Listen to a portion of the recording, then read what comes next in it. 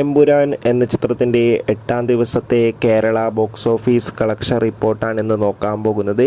വീഡിയോയിൽ മുൻപ് video like ചെയ്യുക, ചാനൽ സബ്സ്ക്രൈബ് ചെയ്യുക. മാർച്ച് ഏപ്രിൽ മാസങ്ങളിൽ അങ്ങോട്ട് ധാരാളം ചിത്രങ്ങൾ OTT റിലീസ് ചെയ്യും.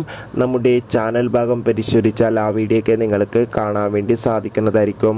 മോഹൻലാൽ, മഞ്ജു വാര്യർ, ടൊവിനോ തോമസ് എന്നൊക്കെ പ്രധാന കഥാപാത്രങ്ങളായി പൃഥ്വിരാജിൻ്റെ സംവിധാനത്തിൽ മാർച്ച് 27-ാം തീയതി റിലീസിനെത്തിയ ചിത്രമായിരുന്നു എമ്പുരാൻ. ചിത്രത്തിന് ഇപ്പോഴും നല്ല മികച്ച പോസിറ്റീവ് റെസ്പോൺസ് തന്നെയാണ് പുറത്തുകൊണ്ടിരിക്കുന്നത്.